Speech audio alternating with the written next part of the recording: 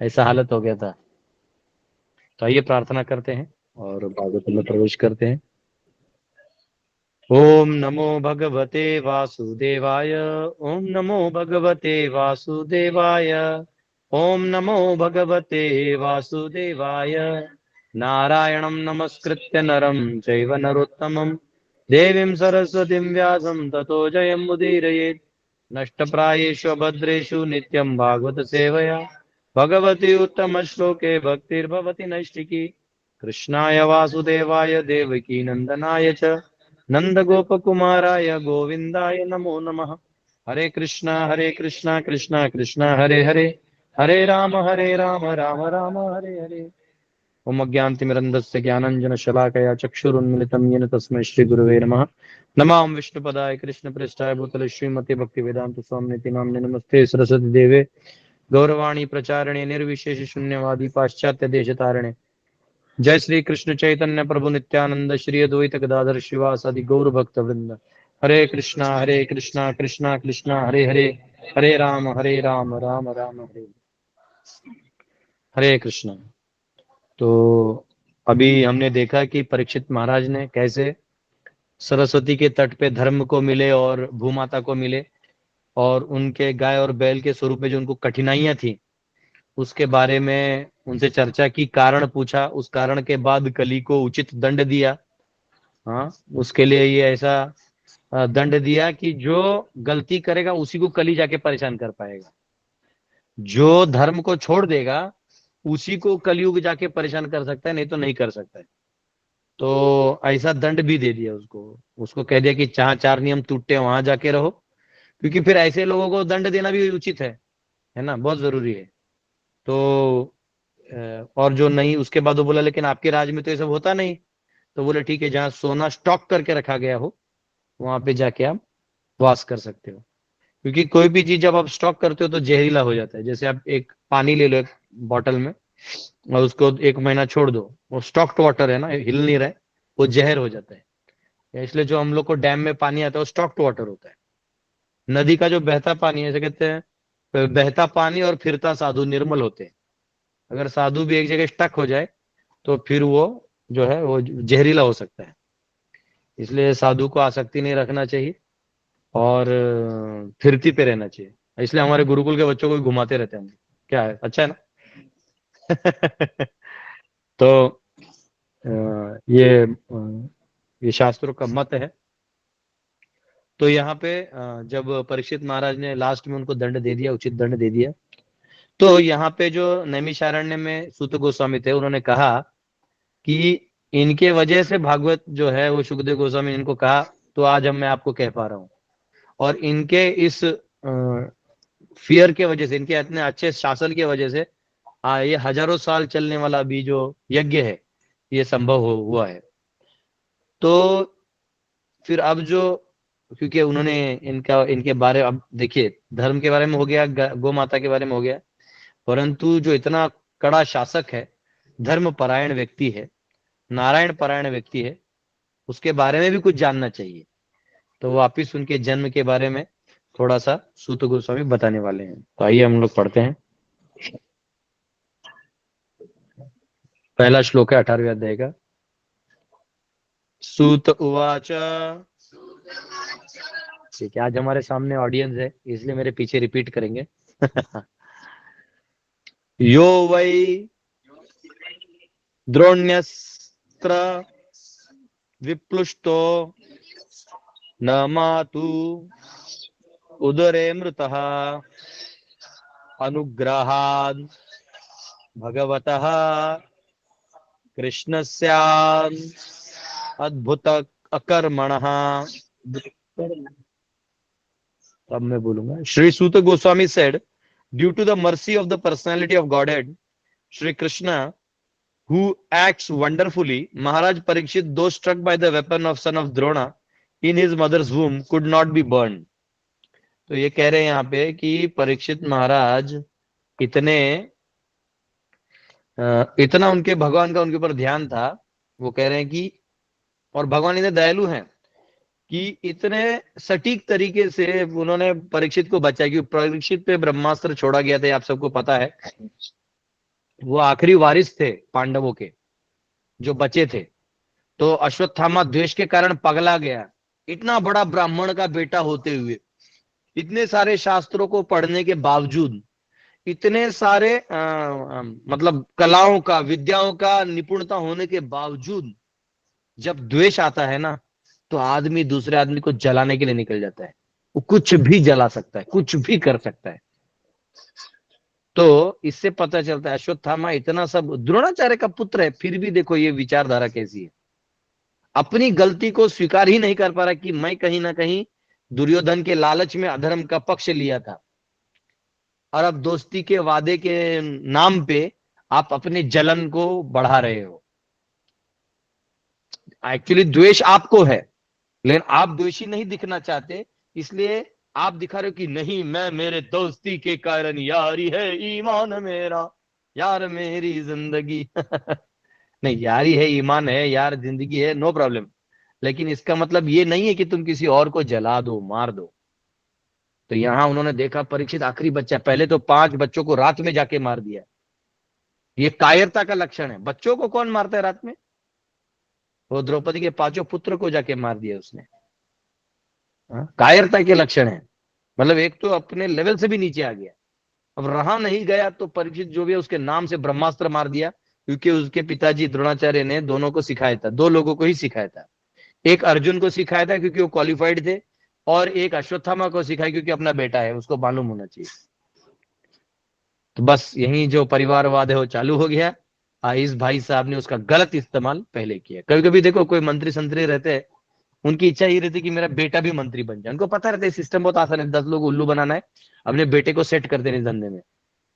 लेकिन वो बंदा जो है वो सेट तो हो जाता है, लेकिन ना उसमें वो हिंदी में बोलते लूर नहीं होता है, थोड़ा अकल कम होता है ना।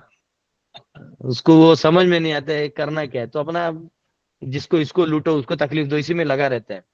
हाँ, उसको किसी ने वोट नहीं दिया तो जाओ घर जला दो उसका, मेरे को वोट नहीं दिया। ऐसा नहीं चलता।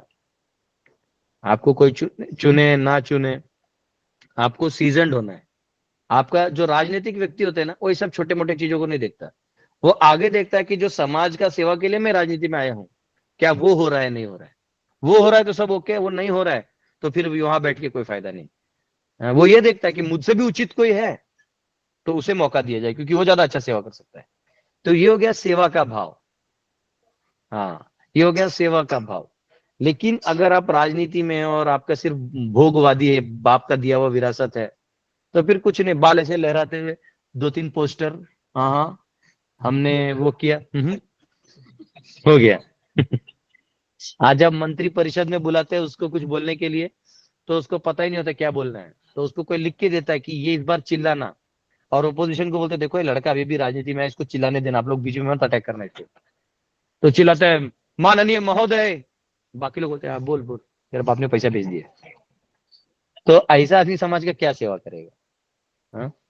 तो ये हो रहा है। तो यहाँ पे क्योंकि अश्वत्थामा को यही नेपोटिज्म का शिकार था, क्वालिफिकेशन जो लीडरशिप का क्वालिफिकेशन वो था नहीं, और वो नहीं था।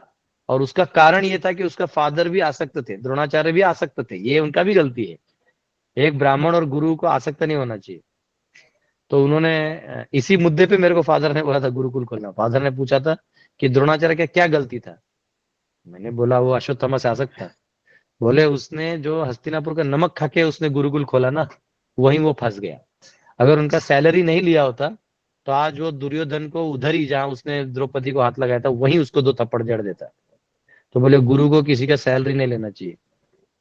गुरु का ऐसा होना चाहिए कि वो कान भी पकड़ ले तो सामने वाला बोलना नहीं चाहिए तो ये जो लेवल है ना, एक लेवल हाई है। तो द्रोणाचार्य जो है, इन्होंने अपने बेटे को दे दिया, और बेटे ने क्या किया, उत्तरा के लिए, उत्तरा के गर्भ में जो परीक्षित था, उसको मारने के लिए छोड़ दिया अस्त्र। तब उत्तरा जो है वो समझ गई कि बहुत बड़ा हीट जो है वो आ रहा है, तो इमीडिएटली कृष्ण को पुकारी, और कृष्ण तो कृष्ण है। हाँ, अब उत्तरा कितनी महान भक्त थी ये तो पता नहीं, लेकिन उसका सौभाग्य था कि उसको नर्तन सिखाने के लिए उसके ससुर जी वहां सिखा रहे थे हाँ, स्वयं अर्जुन जो है वो अपने अज्ञातवास में ब्रह्मनल्ला बन के, हाँ ऐसे ऐसे करके, ऐसे करके सिखा रहे थे अर्जुन। हाँ, अर्जुन वहां सिखा रहे थे उनको। कमर में वो दुपट्टा बांध के, और फिर पाँव में नुपुर लगा के, हाथों में चूड़ी पहन के। सोचो क्या अज्ञातवास में करना पड़ता है कोर्ट ऑपरेशन, पता भी नहीं चला कि ये अर्जुन है, महाबाहु अर्जुन यहाँ बैठा हुआ है। वो विराट नगरी के राजा को पता चलता ना, वो पगला जाता कि अरे यहाँ बैठे हुए हैं सब, मेरे महल का एडवाइजर युधिष्ठिर है, और वो जो ग्लास ऑफ पानी लेके जो जा रही है वो द्रौपदी है, पांचाली है। हाँ? तो पांचाली ने मारा था ना विराट के जो साले साहब थे, उसके पत्नी के जो भाई थे, क्या उसने देखा उसको तो बहुत खुश हो गया कि मैं इसके साथ विवाह करूंगा। तो उसने ढकल दिया, एक ही लात मारा, बहुत दूर जाके गिरा, कीचक धप, बोलते रहे यार ये दासी है कौन है। उसको क्या पता क्षत्रियाणी है, धाए करके मारा। हाँ? गिर गया बेचारा, फिर बाद में फिर भी वो किया तो भीम बोला उसको ले आना। भीम एकदम बाल वाल बना के खड़ा हो गया। उसको लगा कि द्रौपदी है, तो बोले अरे एक ही रात में मोटी कैसे हो गई। नजदीक जाके लिया, भीम ने ऐसा पटक पटक के मारा, उसका बॉल कर दिया, बॉल। अब बॉल कर दिया तो फिर वो उसके भाई लोग आ गए आवाज सुन के, तो उसको भी बॉल कर दिया सबको। और फिर द्रौपदी जी ना हंस रही थी, बाल वाल खुला छोड़ दिया था। और जब वो वापस लौट रही थी तो विराट एकदम से डर के बोला, मैडम सॉरी मैडम आप। हाँ, अब आप आगे आइए।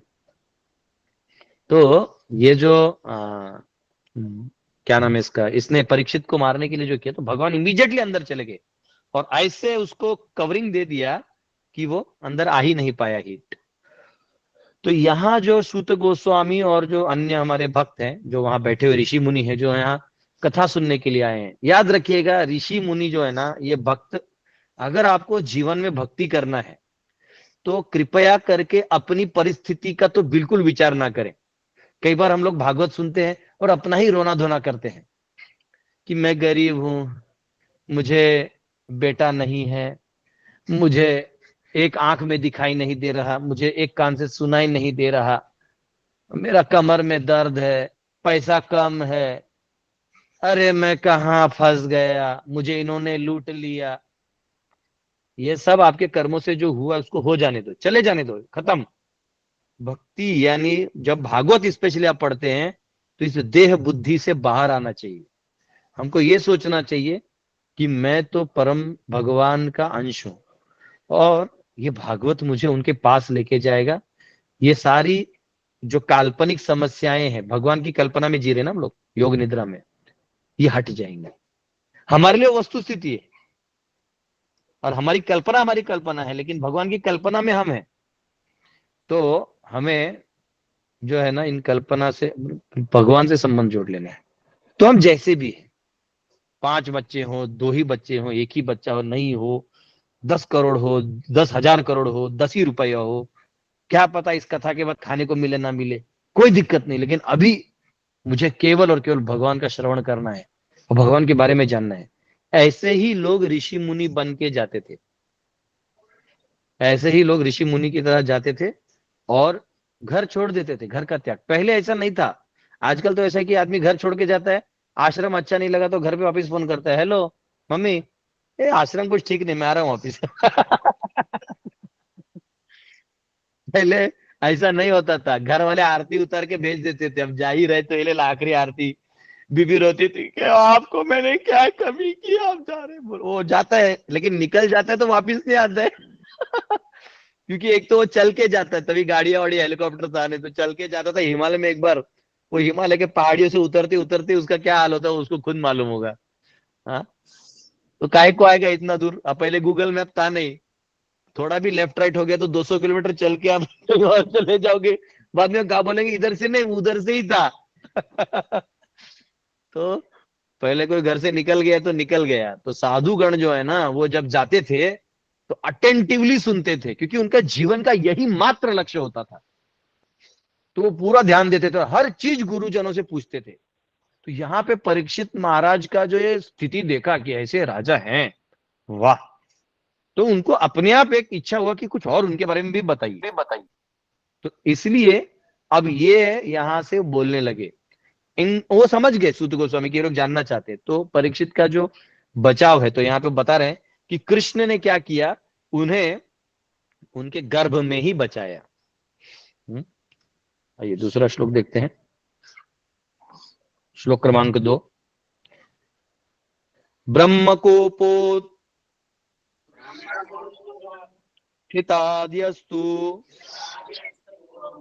तक्षकात् प्राण विप्लवात् न सम्मुमोह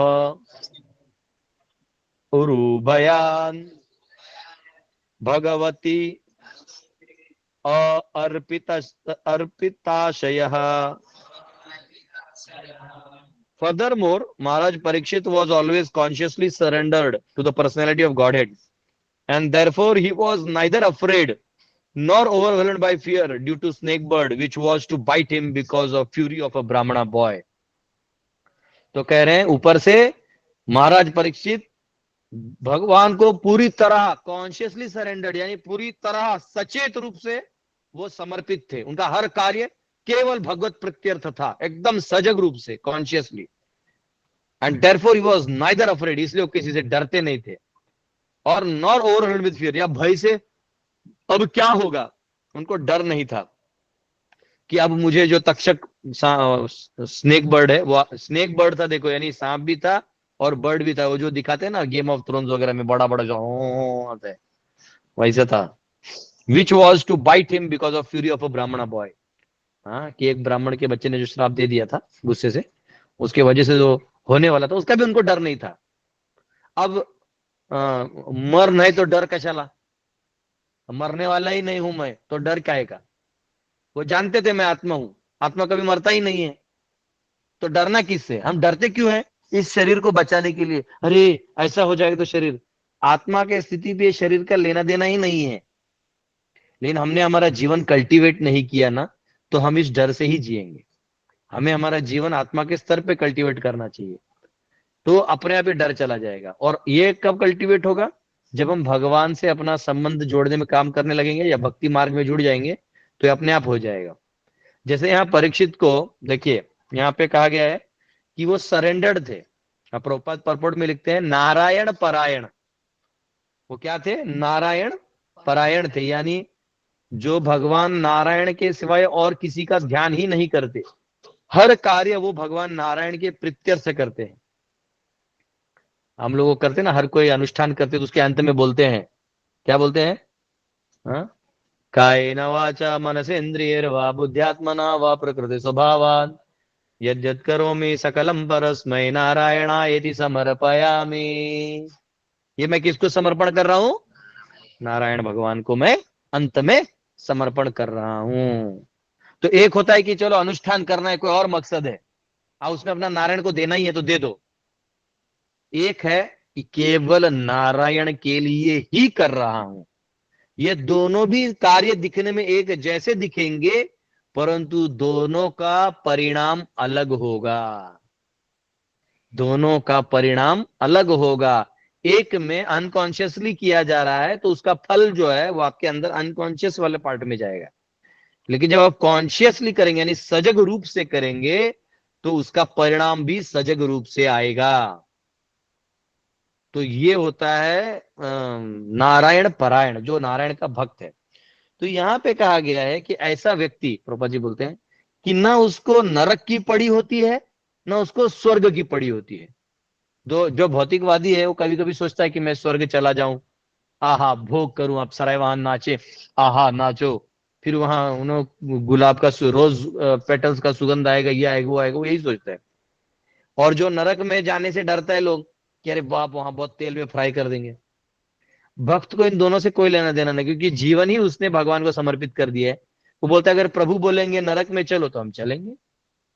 अब वो सुतल लोक में उनको रख दिया बलि महाराज को, वो चले गए, आइए। अब भगवान वामन देव भी वहां बैठे उनके साथ। अच्छा, ये भगवान ही आपके साथ है। अगर आपको स्वर्ग ले जाए तो भी क्या करना है, वहां भक्तों का अप्सरा से ना कोई लेन देना। वो इंद्र को बोलेंगे यार भागवतम सुनो। क्या कर रहे हो। चलो 8:30 हो गया, भागवतम क्लास में चलो। इंद्र बोलेंगे नहीं, ये हमारे नर्तकियों के नाचने के समय है। हाँ? तो बोलेंगे नहीं प्रभु नहीं, हमको ये सब नहीं करना चाहिए। बोले नहीं यहाँ अलाउड है। बोले नहीं, फिर भी आपको चैंटिंग करना चाहिए, भिड़वे पकड़ो। इंद्र बोलेगा यार, ये हरे कृष्ण डिवोटी को क्यों लाए तुम लोग ऊपर, या तो इसको गोलोक भेज दो या तो वापिस भूलोक भेज दो। आपको स्वर्ग में रखेंगे ही नहीं, है ना, आपको स्वर्ग में जो है ना वो रखेंगे नहीं। तो वो क्रांत आ गया, है ना नरेंद्र? तो आपको वो रखेंगे नहीं, आप वहां रहने के लायक नहीं बचेंगे अगर आप ये लेवल पे आ जाएंगे नारायण पारायण पे। क्योंकि नारायण पारायण का प्रॉब्लम उसको घर वाले नहीं रखते। जो एक बार भक्त बन जाता है ना, तो घर वाले अंदर से चाहते तू भाग यहाँ से, लेकिन बोल नहीं पाते, तो बोलते नहीं बेटा क्यों जाओगे, ऐसा नहीं करो। अंदर से बोलते जा, तू इधर रह के परेशानी क्रिएट कर रहा है। हाँ? प्याज लहसुन नहीं खाएगा, एकादशी में अन्न नहीं खाएगा, फिर भक्तों किसी गरीब को देख लिया, किसी अच्छा आदमी को देख लिया तो कुछ दान करने लगेगा। घर वाले बोलते हैं हम यहाँ तेरे लिए कमा रहे हैं, निकल यहाँ से, निकल। एक मेरा एक स्टूडेंट है, वैसे वो अच्छे फैमिली से बिलोंग करता है, वेल टू डू। मतलब दिन का 5,000 का वो लोगों को दान भी कर देना तो कोई समस्या नहीं है। तो पहले तो वो नॉर्मल था, भक्ति में भी थोड़ा आधा अधूरा था, तो उतना दान वान तो नहीं करता था, थोड़ा थोड़ा गाय को खिलाता था। अब अब वो ज्यादा दान करने लगा, तो इमीडिएटली वो जो है घर वाले बोले अब उसको पॉकेट मनी देना बंद कर दिए। बोले अब अपना कमाओ और दान करो, हम तुम्हारे लिए थोड़ी कमा रहे हैं। हाँ? तो ये वस्तु स्थिति है। आप जो ही नारायण पारायण बन जाएंगे तो आपका ये लेवल आ जाएगा। लेकिन जो नारायण पारायण है वो मृत्यु को नहीं डरते। वो मृत्यु से क्यों नहीं डरते? देखो यहाँ परीक्षित महाराज क्यों नहीं डरते थे, कौन बताएगा आप में से? चलिए बताइए, एक दो लोगों का हम आंसर सुनेंगे। क्योंकि वो प्रभु, वो भगवान को पूर्ण रूप से सरेंडर थे। नहीं ठीक है, और कोई कारण बताइए परीक्षित महाराज के स्पेसिफिकली केस में। ओके, यस माता जी, यस नीलाचल माता जी बताइए। आपको पता था, परीक्षित महाराज को पता था कि भगवान ने मुझे जन्म लेने से पहले बचाया है, तो अभी क्यों नहीं बचाएगा? हाँ ये माता जी परपुट पढ़ के आई है। नहीं हाँ प्रभु ये जी। नहीं पढ़ी, वाह, फिर तो आप प्रभुपाद के लाइन में हैं। हाँ, कि प्रभुपाद भी यही लिखते हैं। प्रभुपाद बोलते हैं कि जिसको ये मालूम है कि जब मुझे तब बचाना था, जब मैं तब मर ही रहा था, तब भगवान ने बचा लिया, तो अब ये मुझे क्या मार देंगे? तो इसमें भगवान की इच्छा होगी तब मार रहे हैं।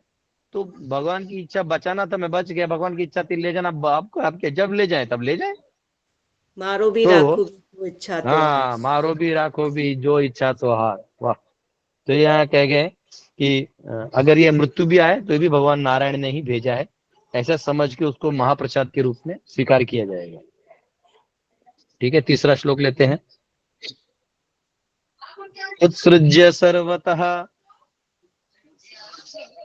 संगम विज्ञाता जित संस्थिति वैयासके जहौ शिष्यो गंगायाम समकलेवरम। Furthermore, after leaving all his associates, the king surrendered him as a disciple to the son of Vyasa, and thus he was able to understand the actual position of the personality of Godhead. तो इस प्रकार उन्होंने राजा ने अपने वैयासाके यानी इनको, व्यास के पुत्र को, सुखदेव गोस्वामी को उन्होंने समर्पण किया, और तब उनसे श्रवण करने के पश्चात उन्होंने भगवान की स्थिति को समझा कि भगवान कौन है। तो यहाँ दो महत्वपूर्ण विषय हैं कि हम जो बद्ध जीव है ना, अपनी अपनी बुद्धि से और अपने तर्क से, अनुभवों से हम भगवान का आकलन नहीं कर सकते। यानी भगवान कौन है, कैसे हैं, क्या करते हैं। तो नॉर्मल नॉर्मल क्रिश्चियन लोग क्या करते हैं, वो ये सोचते हैं कि देखो ये जो अ, भगवान है वो बूढ़े हो गए हैं, उनका व्हाइट दाढ़ी है और व्हाइट बड़ा बाल है, और दुनिया बना दिए, अब दुनिया बनाने के बाद वो बूढ़े हो गए, अब उनका कंट्रोल नहीं है, इसलिए सब बर्बादी हो रहा है। तो ये तब सोचता है आदमी जब अपने अल्प बुद्धि से, सड़ी हुई बुद्धि से वो सोचेगा, तो यही सोचेगा। तो एक्चुअली पहले के राजा महाराजा सब जानते थे कि अगर भगवान को जानना है, पहले गांव का खेत में किसान भी जानता था गरीब से गरीब आदमी भी जानता था, अनपढ़ से अनपढ़ आदमी भी जानता था कि भगवान के बारे में जानना है तो गुरु को शरणागत होना पड़ेगा। आपको अगर मेडिसिन सीखना है तो किसी डॉक्टर के अंदर अप्रेंटिसशिप करना पड़ेगा, कॉलेज में पढ़ना होगा, फिर 1-1.5 साल आपको उनके अंदर अप्रेंटिसशिप करना पड़ेगा, फिर जाके आपको एलो परमिशन मिलेगा, आप भी इंजेक्शन मारिए। उसमें भी पहले पहले आपको रिपोर्ट करना पड़ेगा, फिर एक बार आपका नाम हो गया तो आपको फिर ओके ओके। तो ये ऐसा होता है, ये नहीं लिया कि आ जाओ घुसा दिया खर्च करके इंजेक्शन मार दिया, ऐसा नहीं होता है। इसका सिस्टम होता है हर चीज का। हाँ? आप गाड़ी भी चलाते तो पहले आपको लर्नर्स लाइसेंस मिलता है, आपको उधर लिखना पड़ता है और ऐसे ऐसे चला रहे। हाँ, तो ऐसा नहीं चलता है। तो आपको वो थोड़ा भी कॉन्फिडेंस लूज हो गया तो रास्ते में थोड़ा भी गलती हुआ तो 100 के स्पीड से गाड़ियां चलती धड़ाधड़ उड़ जाएंगी। तो ऐसा नहीं होता है। तो धीरे धीरे धीरे धीरे सब दिया जाता है। तो यहाँ पे जो समर्पण है वो गुरु के प्रति जब होगा तो उनका वो फील्ड है अध्यात्म का। इसलिए भगवान बोलते हैं ना गीता में, हाँ, तद विद्धि प्रणिपाते न परिप्रश्नेन सेवाय उपदीक्षन्ति ते ज्ञानम ज्ञानिनः तत्वदर्शिनः। एक काम करो अर्जुन, उन उन लोगों के पास जाके पढ़ो जिन्होंने इस दृष्टि को देखा हुआ है, इस संसार को देखा हुआ है, इस काल चक्र को समझा हुआ है ना। उन्हें जाके पूछो, उन्होंने इस सत्य को देखा हुआ है, परम सत्यम परम धीमहि। उनसे जाके सत्य को जानो, जो शाश्वत सत्य खोज रहे हो उसको जानो। तो परीक्षित महाराज जानते थे कि मुझे गुरुओं के पास जाना होगा। वो ये नहीं बोले कि अरे कृष्ण तो आके गए, मैं कृष्ण का फोटो लगा के उन्हीं को गुरु बनाता हूँ। ऐसा ऋत्विक सिस्टम नहीं किया उन्होंने। उन्होंने बोला अभी कौन अवेलेबल है, सुखदेव गोस्वामी बेस्ट अवेलेबल है, मैं उनके पास जाता हूँ। क्योंकि वो सम्राट थे तो ये खबर उनके पास पहले से थी, उनके स्पाइस तो सब जगह थे ही। उनको जो गुप्तचर थे वो जानते थे कि कौन अच्छा साधु है, कौन ढोंगी साधु है। हाँ? कई बार ऐसे ढोंगी साधु भी होते हैं, आपको दाढ़ी वाड़ी बढ़ा लेते हैं, हाँ इतना इतना पहन लेंगे, घर से निकल जाएंगे और बोलेंगे अब हम बाबा जी बन गए हैं, अब हम महान बन गए हैं, अब हम रूपानुग स्थिति में पहुंच गए हैं, अब हम किसी लड़की के साथ भी गोपी वाले भाव में रह सकते हैं। हाँ, हाँ ऐसे नमूने हैं भी। तो ऐसे लोग हैं जो थर्ड क्लास विचार भोग विचारधारा से रहते हैं, हाँ साधु का ढोंग करते हैं, लेकिन क्योंकि वो ऑलरेडी वो सम्राट थे, उनको मालूम था फिलहाल मार्केट में बेस्ट कौन है। तो सुखदेव गोस्वामी के पास गए और उन्होंने अपना सब समर्पण कर दिया। समर्पण का मतलब है सोना चांदी हीरा, वो जन्मेजय को दे दिया था, सब कर दिया, A to Z खत्म कर दिया। ये नहीं कि अभी ATM कार्ड लेके चलते हैं, हो सकता है बाद में काम आए, कहीं बाबा जी प्रसाद ना दिए तो। हाँ, एक शिष्य को होना चाहिए कि आज अगर भूखा हूं तो हो सकता है भगवान की इच्छा है। शिष्य को सोचना ही नहीं चाहिए कि मुझे नहीं मिला, मिला बात ही नहीं है। वो अलग चीज है कि आजकल के गुरु भी ध्यान नहीं देते, ध्यान देना चाहिए। लेकिन तो ये जो शिष्य है, ये शिष्य के रूप में गए, अब ये सम्राट के रूप में नहीं गए। देखिए ये होता है डिटैचमेंट। एक सम्राट है वो, मतलब मैं तो कह रहा हूँ प्रधानमंत्री भी कुछ नहीं देश का, तो पूरे राष्ट्र का विश्व का वो राजा थे। इतने बड़े सम्राट पद पे भी होते हुए जो ही जब उनको पता चला कि अब ये वाला रोल करना है, इमीडिएटली किसी और को देके निकल गए। इससे पता चलता था कि उन्होंने अभी तक जो किया वो नारायण के लिए किया। आपने अपना सेवा किसके लिए किया है ये पता कैसे चलेगा, जब छोड़ने की बारी आएगी ना, तो आप छोड़ते हो कि नहीं छोड़ते हो। आप GBC बन सकते हो, आप प्रेसिडेंट बन सकते हो, आप मैनेजर बन सकते हो, आप कुछ भी बन सकते हो, पदाधिकारी बन सकते हो, लेकिन जब आपको बोला जाए कि अभी आप बूढ़े हो गए हैं, छोड़ दीजिए, कोई और करेगा, नहीं नहीं नहीं नहीं नहीं। तो इससे पता चलता है कि आप आसक्त हैं कि अटैच्ड हैं, क्या निरासक्त हैं कि आसक्त हैं। हाँ? आप कई बार कोई आदमी कोई पद पे बैठ जाता है, राजनीति के बैठ जाता है, उसको छोड़ने का इच्छा ही नहीं होता है, उसको उसका जो आनंद आने लगता है, आहा, तो वो जो है वो छोड़ नहीं पाता। फिर वो बुढ़ापे में जो जवान लोग हैं उनको तकलीफ देते रहता है, उन जवानों को बर्बाद कर दिया। हमने पिछले कुछ पर्पस में इसको देखा था, पॉलिटिकल पर्पस में। तो यहाँ पे परीक्षित महाराज किसके लिए किए कैसे पता चला, जो ही छोड़ने की बारी आई दे दिया, पहुंच गए। कैसे पहुंचे, तो आप लोगों ने शायद इसमें फोटो है कि नहीं पता नहीं, हाँ ये देखिए ये वाला फोटो। इसमें परीक्षित महाराज बैठे हैं, सभी ऋषि मुनि बैठे हैं। आज सुखदेव गोस्वामी आसन पे गुरु की तरह बैठे हुए हैं। अब वो वहां पे ज्ञान दे रहे हैं। अब परीक्षित महाराज देखिए केवल कोपेन में है, वो भी यहाँ है कोपेन, सिर्फ कोपेन है, जो लंगोट होता है साधुओं का, बस उतने में है।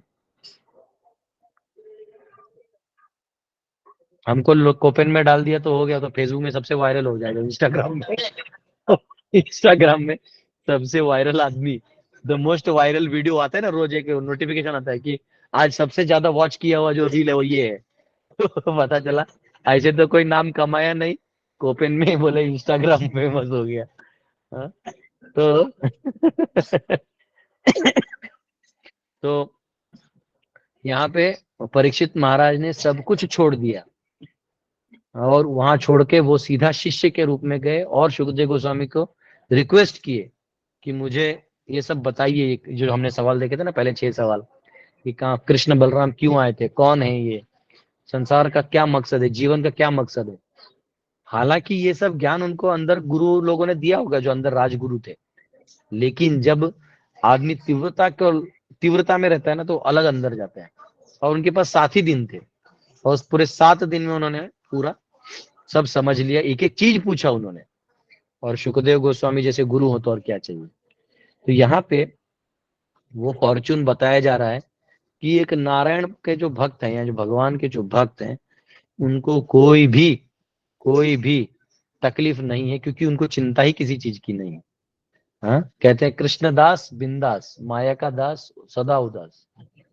हाँ, माया का दास जो है हमेशा दुखी रहता है, और कृष्ण का दास बिंदास, किसी को डरता ही नहीं हो। तो ये है, बाकी उनका जीवन का और भी कुछ डिटेल्स है जो कल के क्लास में देखेंगे। हरे कृष्णा। तो ये एक इम्पोर्टेंट चीज है कि भगवान को भी जानना है तो गुरु को समर्पण करना होगा, आधा अधूरा करके नहीं चलेगा। ठीक है, हरे कृष्णा। यस, अभी 9:06 हो गया है। ये हमारा नासिक का गुरुकुल है ना, यहाँ पे बच्चे खुद खाना पीना बनाते हैं। ये जाओ कैमरा ले दिखा दो, अभी हमारे विजयपुर आपको दिखाएंगे, थोड़ा ऐसा लैंड दिखा दो, किचन दिखा दो, कितना दिखा के लिए तो मुझे आपको दिखाएंगे। अभी कैमरा उस साइड से वो कर देंगे, उधर उधर वो है ना, इधर रहने। ये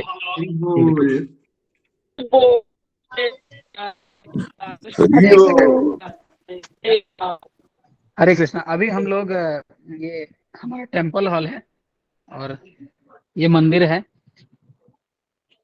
दर्शन कर लीजिए। तो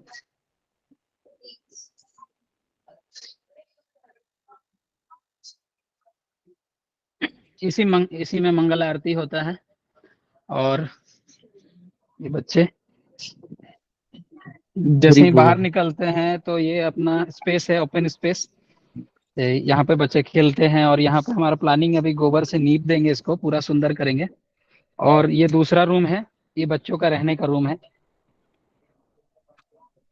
फिर ये तीसरा रूम है एक, इसमें गुरुकुल के जो आचार्य लोग हैं वो रहते हैं। और ये किचन है, इसमें बच्चे लोग 8 क्लास के बच्चे हैं ज्यादातर। देखिए यहाँ पर आज भुंजिया बन रहा है आलू भुजिया, आलू टिंडा और गाजर का भुजिया। और ये राइस बनाया है, ये देखिए राइस। हरी बोल। और हरी बोल। यहाँ पर जो सब्जी आता है नासिक गुरुकुल में, ये सब भिक्षाटन करके बच्चे लाते हैं। और यहाँ सातपुर यहाँ से 5 किलोमीटर दूर है, तो वहां से लेके आते हैं और अपना हम लोग सब्जी और चावल सब अभी इधर ही से दान लेकर के चलता है। ये पीछे साइड में थोड़ा एक स्पेस है, अभी 4 रूम ही हमें मिला है यहाँ पे। तो पीछे साइड में बच्चों ने, ये देखिए पहले ये बिल्कुल कचड़ा था, जैसे यहाँ पर है वैसा कचड़ा था। तो यहाँ पे हम लोगों ने गड्ढा खोद करके, बच्चों ने केवल अपने से यहाँ भरा है। फिर उसके बाद ये नारियल का झाड़ लगा करके ये क्लासरूम टाइप बना रहे हैं, यानी कि यहाँ बैठ के पढ़ भी सकते हैं। ऐसे पीछे देखिए, ये इस साइड पे हमने आपको रूम दिखाया था, और ये पीछे साइड में जगह है जहाँ पर बच्चे खुद से ये बना रहे स्पेस बैठ करके पढ़ने के लिए। और ये पीछे का जो लैंड है, ये यहाँ नासिक में 4 एकड़ लैंड है। ये बाथरूम से बच्चों के लिए, और कुछ खेती भी कर रहे हैं हम लोग, जैसे फूल लगाए हैं और गन्ना लगाए हैं, वो थोड़े दूर में है। तो ये 4 एकड़ लैंड है पूरा, हरी और बोल। ये अपना सेटअप है। तो आप लोग को ज्यादा इंतजार नहीं कराऊंगा मैं, क्योंकि आप लोग बहुत सारे प्रश्न पूछते हैं प्रभु जी से। तो मैं जाकर प्रभु जी को भी ये हैंड ओवर करता हूँ। आगे से बस एक बार फोटो दिखा देता हूँ हमारा गुरुकुल का, कैसे दिखता है। इसका स्वरूप आप लोग देखेंगे तो आपको अच्छा लगेगा। ये यज्ञशाला भी है, यज्ञ होता है। ये गाड़ी जो दिख रहा होगा आपको, ये गाड़ी और ये गाड़ी, ये यहाँ पर एक और गुरुकुल चलता है, उसका है। तो ये देखिए कैसा लगा आप लोग को ये? हरी बोल। अच्छा हरी बोल। हरी बोल। हरी बोल। हाँ ठीक है, ठीक है। हरे ऐसे कृष्ण। गुरु ने तो नाम अभी विजयदास नहीं दिया है। हरे कृष्ण। हरे कृष्ण। इधर है हमारे। हरे कृष्णा। हरे कृष्णा। तो अभी जो है आप सबको गुरु दिखा दिया। अभी हम लोग को आगे ट्रैवलिंग करना है, इसलिए क्वेश्चन आंसर कर लेंगे, और कल आपको मैं खरगोन गुरुकुल दिखाऊंगा। नाशिक मध्ये किती वेळ येतो तुम्ही? नासिक में आपको मिलना है, इधर तो मिल सके, हरिकृष्ण प्रभूजी किती वेळ येतो? इधर तो मिल सके। हाँ प्रभु जी आप कोलकाता तरफ नहीं आते हैं क्या? कोलकाता आएगा, अभी गंगा सागर आऊंगा मैं 13 तारीख को। अभी सुबह 13 तारीख को हावड़ा स्टेशन में आऊंगा। আমি তো रसगुल्ला खावे। अच्छा ऐसा है, अभी नासिक वाले ना मैं आपको कॉल करता हूँ, ठीक है? और अभी आप लोग आज छुट्टी ले लो, आज भी मेरे को ट्रैवलिंग करना है, ठीक है? आप प्रभु जी चौकला का देना, चौकला प्रभु जी चौकला का देना। कल गया था चौक के गुरुकुल में मैं। कार होते थे हाँ प्रभु जी? नहीं, एकदम आया, बच्चों को मिलके सब्जी वब्जी दिया, थोड़ा बिल उल के वहां से फिर गया। कल चौक भी गया, मुरबाड़ गया, अभी नासिक, अभी खरगोन, ठीक है? हरे कृष्णा। हरे कृष्णा प्रभु। दंडवत प्रणाम।